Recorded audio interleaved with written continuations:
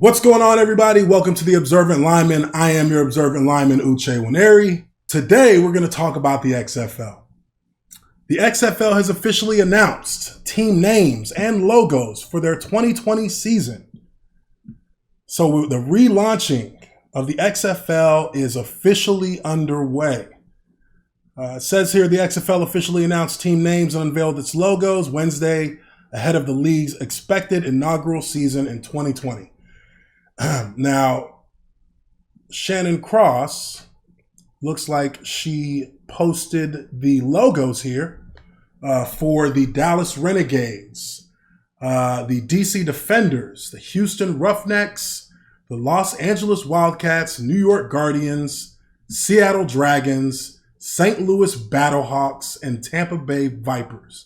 Now, I took a look at these, a few of these little sizzle reels, mini trailers for each team. And, you know, it's as you would expect.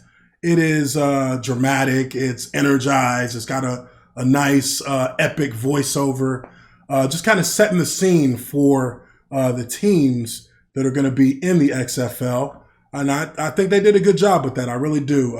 You know, if you go to bleacherreport.com, you can check out these trailers. But let's go through this article real quick and just check out what the skinny is on how they're going to present this league. Because one of my biggest hesitations about the XFL is that the first time they launched this league, it was a disaster. You know, they tried to transfer the style and the over-the-top entertainment of the WWE into football. Now, that didn't work. That did not work at all. Players were injured on their opening play, which is kind of a Oklahoma-style drill, race between two players to get to a football to decide who gets the ball first. And, you know, guys were getting injured. You know, the rules were just a little bit too wacky. Late hits were allowed, you know, which led to more injuries. And overall, you know, the league itself just wasn't taken seriously by pretty much anyone. Now, there were a couple of players who did come out of there. He hate me. He was one of the top players in the league because they let players put whatever they want on the back of their jerseys. One player, I forget his name, but his jersey said, "He hate me" on the back. And that's what he became known as. Now, this guy did end up going to the NFL. He got signed by an NFL team after the XFL folded, but the league just was too radically outside of what people envision football as to be taken seriously, and it was a detriment to the success of the league. So let's read a little bit about what Vince McMahon has planned for this relaunch, because he can't do the same thing, or he's going to have the same result. Vince McMahon is making a second attempt to build a successful professional football league after the original XFL lasted a single season in 2001. The new XFL is less based on gimmicks and more focused on a fast, simple product that can become a developmental proving ground for NFL hopefuls while still filling the void left by college football and the NFL in late winter and early spring. McMahon, who's best known as the chairman of the WWE, is also taking more of a backseat role in the lead up to the league's revival. He's allowed Commissioner Oliver Luck, a former NFL quarterback and NCAA executive, to handle most of the front-facing duties. Now, I think that there is a good decision by Vince McMahon.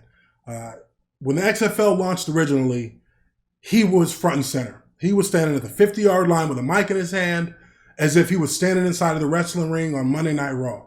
And that was such a turnoff for true football fans. This is a sport. This is not a show.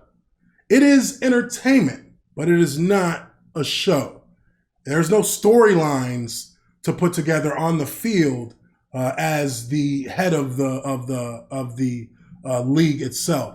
So with him standing in the middle of the field with a microphone, you know, introducing the XFL as something that is better and more real than the NFL was back in those days, you know, it didn't sit well with a lot of people. It says, Oliver and I share the same vision and passion for reimagining the game of football, McMahon said in a June 2018 statement.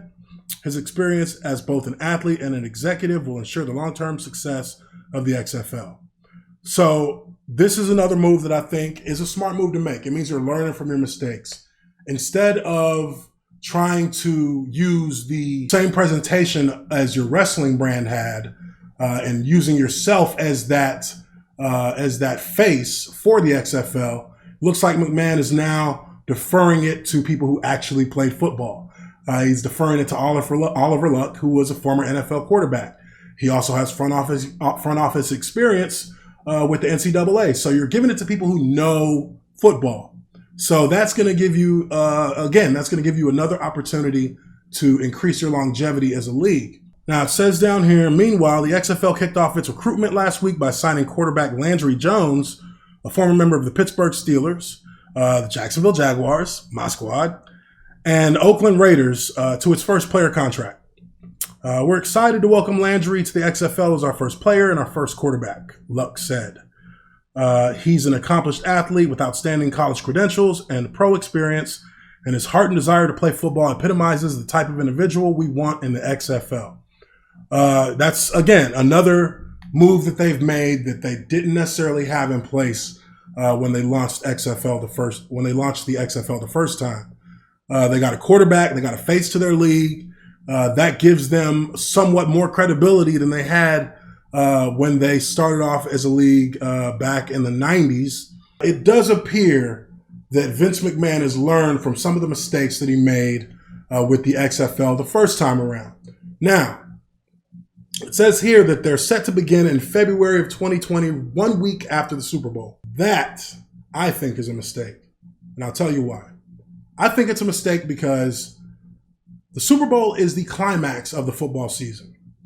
I think that most people would agree with me when I say that once that Super Bowl passes, they kind of turn their brain off to football. They kind of switch into another mode.